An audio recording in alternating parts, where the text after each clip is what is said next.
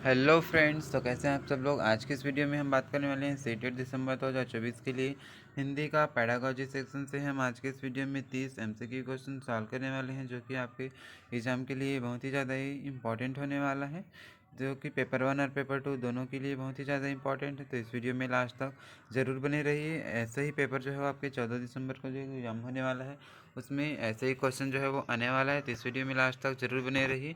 इससे हमारा ये टारगेट है कि 30 में 30 हम किस तरीके से इसमें लास्ट रखते हैं। तो 30 क्वेश्चन हम इसमें सॉल्व करेंगे, जिसमें से आप कितने नंबर इसमें ला पा रहे हैं वो भी है ना। तो आपके लिए मॉक टेस्ट है, समझ सकते हैं आप। तो 30 में से आप कितना क्वेश्चन ला रहे हैं इसको कमेंट करके आप ज़रूर बताएंगे। तो आज का हमारा ये फर्स्ट क्वेश्चन है ये पेडागॉजी का। यदि भाषा सीखना एक स्वाभाविक प्रक्रिया नहीं है, तब निम्नलिखित में से सबसे उचित विकल्प कौन सा होना चाहिए। तो इसका करेक्ट आंसर जो है ऑप्शन नंबर ए हो जाएगा। भाषा प्रयास से सीखी जाती है, तो ये इसका करेक्ट आंसर जो है वो हो जाएगा। नेक्स्ट क्वेश्चन है हमारा सेकंड क्वेश्चन। कक्षा में प्रस्तुतिकरण के दौरान विद्यार्थी एक एक करके अपनी राय दे रहे हैं। भाषा अध्यापक के रूप में आप किस आधार पर उनका आकलन करेंगे। तो इसका जो करेक्ट आंसर जो है ऑप्शन नंबर चौथा हो जाएगा। पहला, दूसरा और चौथा जो है इसका करेक्ट आंसर हो जाएगा। भाषा में प्रवाह है कि नहीं उसको देखेंगे। उसके बाद भाषा में निपुणता उसको हासिल है कि नहीं, और साथ ही साथ प्रेजेंटेशन शैली मतलब प्रस्तुतिकरण शैली उसको किस तरीके से है, इसको हम देख करके आकलन इसमें करेंगे। लेकिन विभिन्न लेखकों के कथन ये ज़रूरी नहीं है, तो इसलिए ऑप्शन नंबर चौथा जो है इसका करेक्ट आंसर हो जाएगा। नेक्स्ट क्वेश्चन है, निम्नलिखित कथनों को पढ़िए तथा सही विकल्प का चयन कीजिए। अभिकथन ए कारणार्थ दिए है, जिसमें से अभिकथन ए भाषा अध्यापक द्वारा व्यक्तिपरक अधिगम की योजना तैयार की जानी चाहिए। कारणार्थ नई भाषाओं के अधिगम से शिक्षार्थियों में विविधता होती है। तो इसका जो करेक्ट आंसर जो है ऑप्शन नंबर दूसरा हो जाएगा। ए और आर दोनों सत्य हैं, परंतु आर ए की सही व्याख्या नहीं करता है।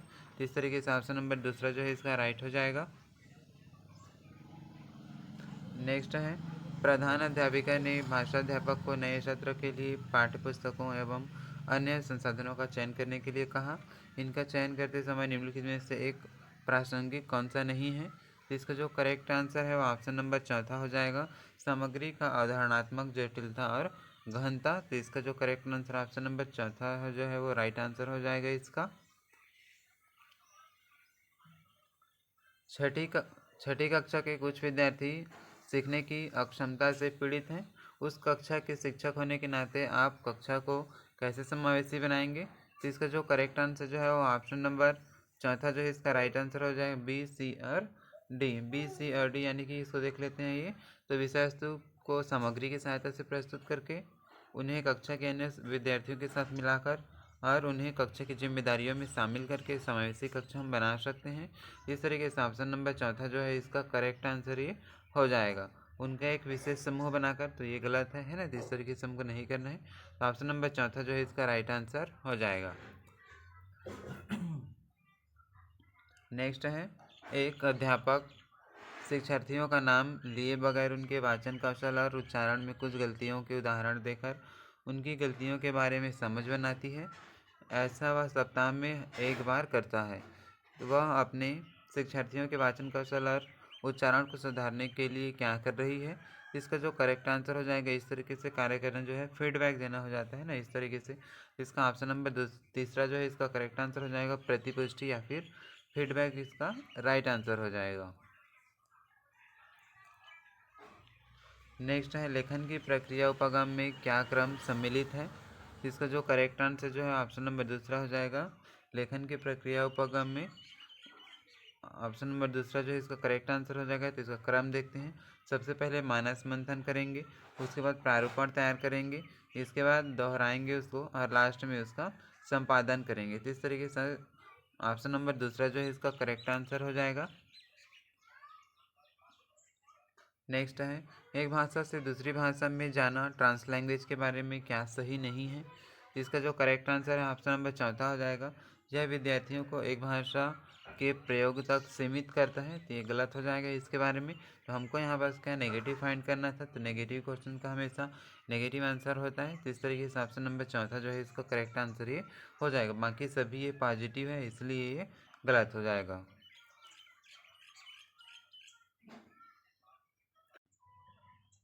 नेक्स्ट क्वेश्चन है, वह प्रश्न जो भी शिक्षार्थियों को पठन सामग्री को पढ़ने जैसे दिए गए निवेश से आगे जाने के लिए समर्थ बनाते हैं, उन्हें क्या कहते हैं। तो इसका जो करेक्ट आंसर जो है ऑप्शन नंबर तीसरा हो जाएगा, दूसरे स्थान पर स्वयं को रखने से जुड़े प्रश्न। तो इसका राइट आंसर जो है ऑप्शन नंबर तीसरा जो है वो करेक्ट आंसर हो जाएगा इसका। नेक्स्ट है, एक पाठक अपने पूर्व ज्ञान का उपयोग करके अर्थगत और वाक्यात्मक संकेत बनाती है और फिर अन्य विशिष्ट जानकारी पर जाती है। यहाँ कौन सा मॉडल अपनाया गया है। तो इसका जो करेक्ट आंसर जो है कौन सा हो जाएगा। इसका जो राइट आंसर ऑप्शन नंबर दूसरा हो जाएगा, टॉप डाउन मॉडल को इसको अपनाया गया है। इस तरीके से ऑप्शन नंबर दूसरा जो है इसका करेक्ट आंसर हो जाएगा। इसी तरीके का नया नया और कंटेंट पाने के लिए आप इस चैनल को सब्सक्राइब कर सकते हैं। ये आपका हिंदी पेडागॉजी का क्लास 1 है, इसका क्लास 2 और 3 भी आएगा, जिसका लिंक इस वीडियो के डिस्क्रिप्शन बॉक्स में आपको मिल जाएगा। यदि आप इस चैनल पर पहले बार आए हैं तो इस चैनल को सब्सक्राइब जरूर कर लीजिए। साथ ही साथ इस चैनल पर आपको सीटेट का सभी सब्जेक्ट का नोट जो है MCQ के माध्यम से तैयारी कराया गया है, तो रिकॉर्डेड आपको वीडियो मिल जाएगा। तो इस चैनल को सब्सक्राइब करके इस चैनल के प्लेलिस्ट में जा करके आप उसको चेक करके देख सकते हैं और इस वीडियो को लाइक करके अपने सभी फ्रेंड्स के साथ शेयर जरूर करें। नेक्स्ट क्वेश्चन है, अध्यापक को काव्य शिक्षण बहुत सावधानी से करना चाहिए। निम्नलिखित कथनों के आधार पर सही विकल्पों को आपको चुनना है। तो कथन पहला दिया है, शिक्षक को सही लय के साथ ऊंचे स्वर में पढ़ना चाहिए। दूसरा, कठिन शब्दों के लिए एक एक शब्द का अर्थ बताना चाहिए। तीसरा, शिक्षक के स्वर और मुख पर भाव स्पष्ट होने चाहिए। या ऑप्शन नंबर चौथा, शिक्षक को विद्यार्थियों की समझ के लिए प्रश्न पूछने चाहिए। तो इसका जो राइट आंसर जो है वो कौन सा हो जाएगा। तो ऑप्शन नंबर पहला जो है इसका करेक्ट आंसर ये हो जाएगा। पहला, तीसरा और चौथा जो है इसका राइट आंसर ये हो जाएगा, यानी कि पहला, तीसरा और चौथा।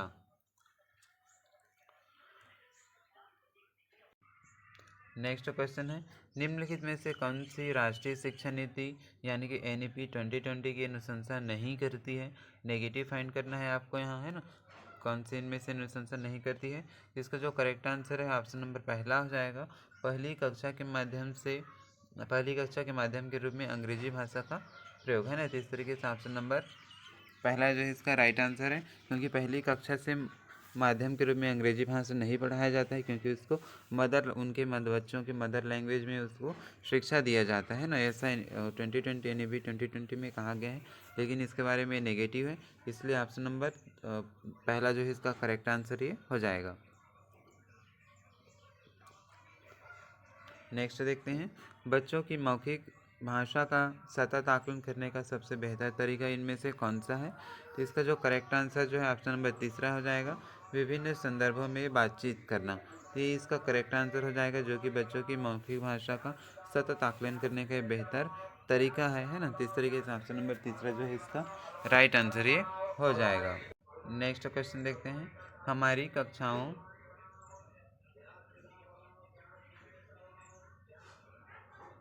नेक्स्ट क्वेश्चन देखते हैं, हमारी कक्षाओं में बच्चे विभिन्न भाषिक पृष्ठभूमि से आते हैं, अतः। तो इसका राइट आंसर जो है ऑप्शन नंबर पहला हो जाएगा, अतः उनकी भाषाओं को भी कक्षा में सम्मान देना अनिवार्य है, क्योंकि हर एक बच्चे की भाषा को कक्षा में सम्मान देना अनिवार्य है। इस तरीके से समावेशी शिक्षा का पालन करना होता है ना। इस तरीके से ऑप्शन नंबर पहला जो है इसका करेक्ट आंसर हो जाएगा, क्योंकि पॉजिटिव क्वेश्चन का हमेशा आंसर जो होता है वो पॉजिटिव ही होता है। इस तरीके से ऑप्शन नंबर पहला जो है इसका करेक्ट आंसर हो जाएगा। बाकी सभी की बात करें तो ये जो नेगेटिव हो जाएगा, उनकी भाषा को सीखना सभी विद्यार्थियों के लिए अनिवार्य है, ये जरूरी नहीं है। और तीसरा ऑप्शन देखें तो भाषा की पाठ्य पुस्तक में उनकी सभी भाषाओं के शब्द वाक्य होना अनिवार्य है, ये भी गलत हो जाएगा। ये उनकी सभी भाषाओं की जानकारी शिक्षक के लिए अनिवार्य है, ये भी गलत हो जाएगा, है ना। तो ये सिर्फ पहला ऑप्शन जो है वो पॉजिटिव है। तो इस तरीके से ऑप्शन नंबर पहला जो है इसका राइट आंसर ये हो जाएगा। तो इस तरीके से क्वेश्चन को एलिमिनेट करने आना चाहिए। पॉजिटिव क्वेश्चन का आंसर पॉजिटिव ही होता है, हमेशा टैग वर्ड को ध्यान में भी रखना चाहिए। नेक्स्ट है, बुनियादी चरण की अवस्था वाले बच्चे अधिगम में तब अधिक संलग्न होते हैं जब। तो इसका जो राइट आंसर जो है कौन सा हो जाएगा। तो ऑप्शन नंबर चौथा हो जाएगा, जब वे सभी इंद्रियों का उपयोग करते हैं और अपने हाथों का सक्रिय उपयोग करते हैं ना। तो इस तरीके से ऑप्शन नंबर चौथा जो है इसका करेक्ट आंसर ये हो जाएगा।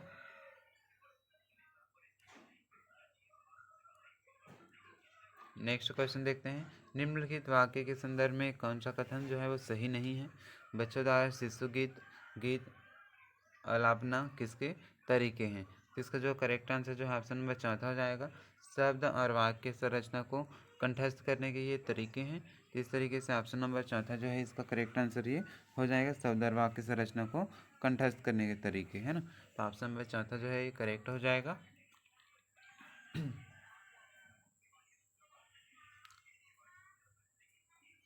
नेक्स्ट क्वेश्चन देखते हैं, एक अध्यापक ने शिक्षार्थियों को अपने सहपाठियों से अपनी पाठ अभ्यास पुस्तिकाओं की अदला बदली कर जांचने के लिए कहा। इस कार्य का उद्देश्य क्या हो सकता है। तो इसका जो करेक्ट आंसर जो है ऑप्शन नंबर दूसरा हो जाएगा, सहपाठी के काम की जांच के कौशल विकसित करना, है ना। तो इस तरीके से ऑप्शन नंबर दूसरा जो है ये राइट आंसर हो जाएगा, क्योंकि बच्चे जो होते हैं एक दूसरे की कॉपी को चेक करके देखते हैं, जिससे क्या होता है सहपाठी के काम की जांच के कौशल जो होता है उसमें विकसित हो जाता है। तो इस तरीके से ऑप्शन नंबर दूसरा जो है इसका राइट आंसर ये हो जाएगा, और हमें भी इस तरीका को अपनाना चाहिए। नेक्स्ट है, भाषा शिक्षण में संवादात्मक पद्धति यानी कि कम्युनिकेटिव अप्रोच का उद्देश्य क्या है। इसका जो करेक्ट आंसर जो है ऑप्शन नंबर दूसरा हो जाएगा, ये छात्रों की बातचीत करने की क्षमता का विकास करना। तो इसका कम्युनिकेटिव अप्रोच जो होता है वो इसका मुख्य उद्देश्य होता है छात्रों में बातचीत करने की क्षमता का विकास करना होता है। तो इस तरीके से ऑप्शन नंबर दूसरा जो है इसका राइट हो जाएगा। अब देखते हैं नेक्स्ट, हिंदी पढ़ाते समय प्राथमिक कक्षाओं में कविता पाठन का उद्देश्य क्या होना चाहिए। मतलब प्राइमरी स्कूल में हिंदी पढ़ाते समय जो कविता आप पढ़ा रहे हैं उसका क्या उद्देश्य होना चाहिए। इसका जो करेक्ट आंसर जो है ऑप्शन नंबर दूसरा हो जाएगा, कविता को भावात्मक अनुभव उसको कराना चाहिए, है ना। मतलब बच्चों को कविता का भावात्मक अनुभव कराना इसका उद्देश्य होता है हिंदी पढ़ाने का। इस तरीके से ऑप्शन नंबर दूसरा जो है इसका करेक्ट आंसर ये हो जाएगा, क्योंकि उसको व्याकरण से कोई लेना देना नहीं होता है। रट कर याद कराना है तो नेगेटिव हो जाएगा, और कठिन शब्दों को समझाना ये भी गलत हो जाएगा, है ना। इस तरीके से ऑप्शन नंबर दूसरा जो है इसका करेक्ट आंसर ये हो जाएगा कि बच्चों को भावात्मक अनुभव से जोड़ना ये ज़्यादा ज़रूरी होता है और ये इम्पॉर्टेंट होता है। नेक्स्ट देखते हैं, बच्चों के लिए साहित्यिक के चयन में सबसे महत्वपूर्ण क्या होना चाहिए। तो बच्चों के लिए साहित्य के चयन में सबसे महत्वपूर्ण जो होता है वो चित्र और कथा का मेल होना चाहिए, क्योंकि आजकल जितने सारे बुक आ रहे हैं सभी बुक में अधिकतर चित्र जो होते हैं वो रहते हैं, है ना। चित्र पेंटिंग इसमें ज़्यादा रहता है बुक्स में, क्योंकि बच्चा जो होता है चित्र वाले बुक को देख करके यानी कि विजुलाइज करके उसको क्या करते हैं अच्छे तरीके से समझ सकता है, यानी कि देख सकता है और उसको पढ़ भी सकता है। इसलिए चित्र और कथा का मेल होना इसमें ज़रूरी है। तो इसलिए ऑप्शन नंबर चौथा जो है इसका राइट आंसर ये हो जाएगा। नेक्स्ट क्वेश्चन है, बच्चों में भाषा सीखने की स्वाभाविक प्रक्रिया जो होती है वो क्या कहलाती है। बच्चों में भाषा सीखने की जो स्वाभाविक प्रक्रिया होती है वो मातृभाषा अधिग्रहण कहलाता है ना। तो ऑप्शन नंबर तीसरा जो है करेक्ट आंसर हो जाएगा इसका। नेक्स्ट देखते हैं, भाषा अनुभव दृष्टिकोण किस अधिगम सिद्धांत पर आधारित है। इसका जो राइट आंसर हो जाएगा, भाषा अनुभव जो दृष्टिकोण होता है वो रचनावाद अधिगम सिद्धांत पर आधारित है। इस तरीके से ऑप्शन नंबर दूसरा जो है इसका करेक्ट आंसर ये हो जाएगा। नेक्स्ट है, भाषा अधिगम के संबंध में सही कथन का चयन कीजिए। तो भाषा अधिगम के संबंध में सही कथन कौन सा होता है। तो इसका राइट आंसर जो है वो ऑप्शन नंबर दूसरा हो जाएगा, भाषा अधिगम के संबंध में सही कथन का चयन कीजिए। तो बच्चे अपनी भाषा सामाजिक वातावरण से स्वाभाविक रूप से सीखते हैं, तो ये सही आंसर हो जाएगा, इसका पॉजिटिव है। जबकि भाषा अधिगम के लिए औपचारिक व्याकरण शिक्षण आवश्यक होता है, तो ये जरूरी नहीं है। ये भाषा अधिगम एक स्वाभाविक प्रक्रिया नहीं है, ये नेगेटिव हो जाएगा। ये भाषा अधिगम केवल औपचारिक शिक्षा क्षेत्र के माध्यम से होता है, तो ये भी गलत हो जाएगा, है ना। तो ये बाकी सभी नेगेटिव है और एक ही ऑप्शन जो है वो पॉजिटिव है, इसलिए ऑप्शन नंबर दूसरा जो है इसका करेक्ट आंसर हो जाएगा। नेक्स्ट है, हिंदी भाषा शिक्षण में समृद्ध वातावरण से आप क्या समझते हैं। तो हिंदी भाषा शिक्षण में समृद्ध वातावरण से इसका जो करेक्ट आंसर है ऑप्शन नंबर तीसरा हो जाएगा, बच्चों को हिंदी में सुनने बोलने पढ़ने और लिखने के अवसर मिले, है ना। तो ये इसका करेक्ट आंसर हो जाएगा। तो ऑप्शन नंबर तीसरा जो है ये राइट आंसर हो जाएगा। नेक्स्ट क्वेश्चन देखते हैं, बच्चों की हिंदी पढ़ाने की क्षमता में सुधार करने के लिए निम्नलिखित में से कौन सी सबसे अच्छा तरीका है? तो इसका राइट आंसर जो है ऑप्शन नंबर दूसरा हो जाएगा, उन्हें कहानियों के लिए प्रेरित करना है, क्योंकि उन्हें कहानी पढ़ने के लिए प्रेरित करना ये हिंदी पढ़ाने का सबसे बेस्ट तरीका होता है, जिससे बच्चा जो होता है वो भावात्मक रूप से जोड़ करके उसको अच्छे तरीके से सीखता है। तो ऑप्शन नंबर दूसरा जो है इस तरीके से राइट आंसर ये हो जाएगा। बाकी इसका बात करें तो रटवाना तो ये अपने आप में नेगेटिव होता है, केवल पाठ्य पुस्तक पढ़ाना ये ज़रूरी नहीं है। तो अधिक से अधिक व्याकरण अभ्यास कराना ये भी नेगेटिव हो गया है ना। इस तरीके से ऑप्शन नंबर दूसरा जो है पॉजिटिव है, तो पॉजिटिव क्वेश्चन का आंसर हमेशा पॉजिटिव होता है। तो इस तरीके से ऑप्शन नंबर दूसरा जो है इसका राइट आंसर हो जाएगा। नेक्स्ट है, बच्चों के लिए हिंदी में शब्दावली विकसित करने का सबसे प्रभावी तरीका क्या है? तो बच्चों के लिए हिंदी में शब्दावली आपको विकसित करना है, इसके लिए आप कौन सा तरीका इसमें अपनाएंगे? इसका जो राइट आंसर है ऑप्शन नंबर तीसरा हो जाएगा, विभिन्न संदर्भों में नए शब्द का प्रयोग करना, है ना। तो ये सही है। इस तरीके से ऑप्शन नंबर दूसरा जो है करेक्ट आंसर ये हो जाएगा।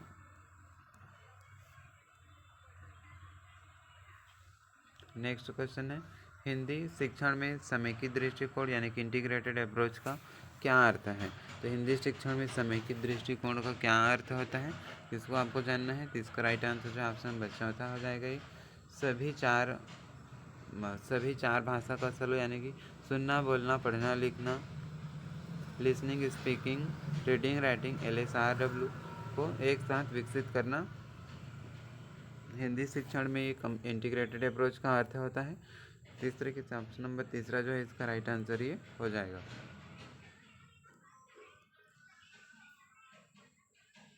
हिंदी भाषा सिखाने के लिए आगमनात्मक विधि यानी कि इंडक्टिव मेथड का क्या अर्थ है? तो हिंदी भाषा सिखाने के लिए आगमनात्मक विधि का अर्थ होता है ऑप्शन नंबर दूसरा सही राइट हो जाएगा इसका, बच्चों को उदाहरण से नियमों तक पहुंचने देना। इस तरीके से ऑप्शन नंबर दूसरा जो है इसका राइट आंसर ये हो जाएगा, क्योंकि आगमनात्मक विधि में पहले बच्चों को उदाहरण बताया जाता है, उसके बाद नियम बताया जाता है। इसका उल्टा होता है निगमन विधि। निगमन विधि में पहले नियम बताता है, उसके बाद उसको उदाहरण के द्वारा समझाया जाता है।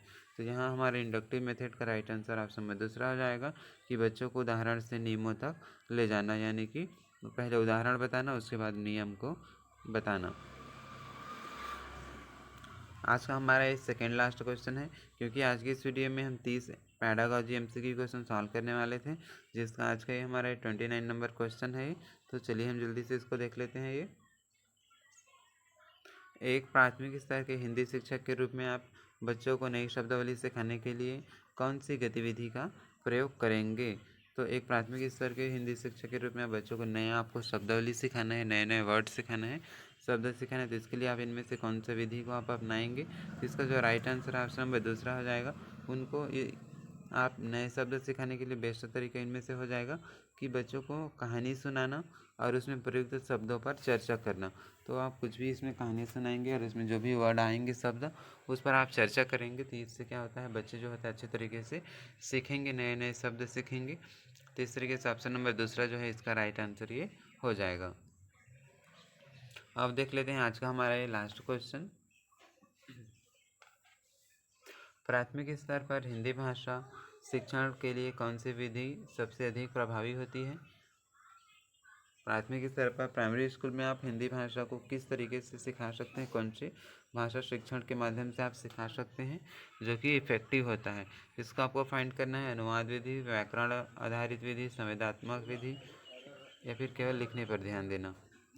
तो इसका जो राइट आंसर है ना ऑप्शन नंबर तीसरा जो है इसका करेक्ट आंसर हो जाएगा। संवेदनात्मक विधि के द्वारा प्राइमरी स्कूल में आप हिंदी भाषा अच्छे तरीके से सिखा सकते हैं, संवाद के माध्यम से, बातचीत के माध्यम से। इस तरीके से जो है ऑप्शन नंबर तीसरा जो है इसका करेक्ट आंसर ये हो जाएगा। इस तरीके से फ्रेंड्स आज के इस वीडियो में हमने पेडागॉजी का 30 MCQ क्वेश्चन सॉल्व कर लिए, जो कि आपके पेपर 1 और पेपर 2 दोनों के लिए बहुत ही ज़्यादा ये इंपॉर्टेंट है। इस तरीके से आज के इस वीडियो में हमने 30 पेडागॉजी को सॉल्व कर लिए। इसी तरीके के क्वेश्चन जो है आपके एग्जाम में जो है वो छपने वाले हैं।